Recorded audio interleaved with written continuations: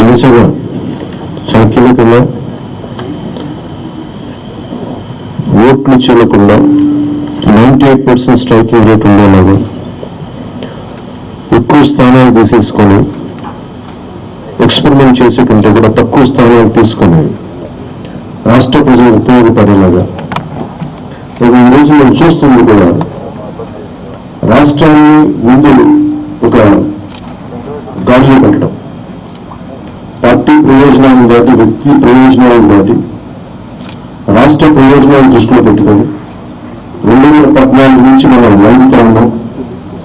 2019కి అరాచక పాలన వల్ల ఇంకా కలిగిపోతా ఉన్నాం. ఇలాంటి సమయంలో మేము చాలా నిర్మాణాత్మకంగా చాలా బాధ్యతతోటి అన్ని ఆలోచించి చాలా మంది పెద్దలు 40 స్థానాలు కావాలి, 70 స్థానాలు కావాలంటే ఒకటే చెప్పాను అందరికీ. 2019లో కనీసం ఒక 10 స్థానాలు ఉందంటే ఈరోజు ఎక్కువ స్థానాలు తీసుకుని ఒక మంచి చక్కటి అవకాశం ఉండేది. కోల్పోయాం కాబట్టి ఈసారి తక్కువ స్థానాలతో 98% స్ట్రైకింగ్ రేట్ ఉండాలి. దాంట్లో భాగంగానే 24 స్థానాలు 3 పార్లమెంట్లు ఫిక్స్ అవుతాయి.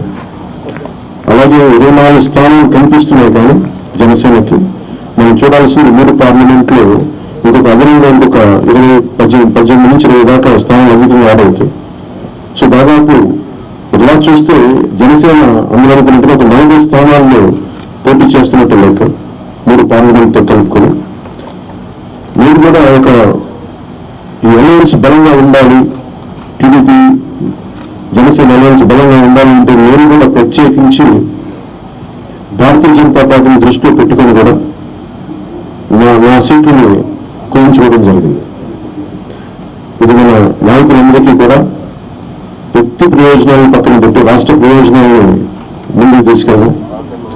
ఓటు ట్రాన్స్ఫర్ అయిన రోజున ఎవరైతే త్యాగాలు చేశారో, ఎవరైతే కష్టపడి పనిచేశారో ప్రతి ఒక్కరికి పేరు పేరున ఈ సభావేదిక మీదుగా తెలియజేసుకుంటాను.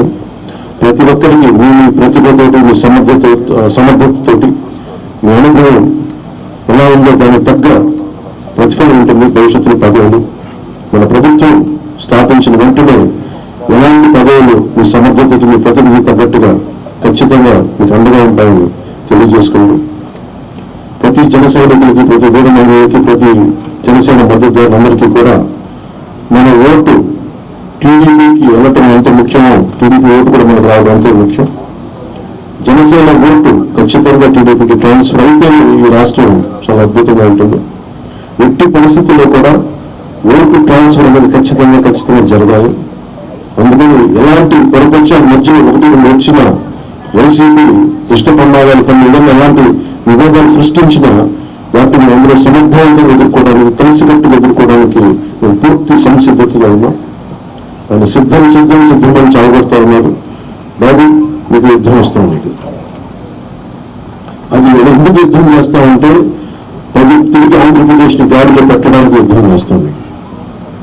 అయితే మనస్ఫూర్తిగా ప్రజలందరికీ కూడా చాలా శుభదినం. మనం ప్రభుత్వాన్ని స్థాపిస్తున్నాం, మనం గెలుస్తున్నాం.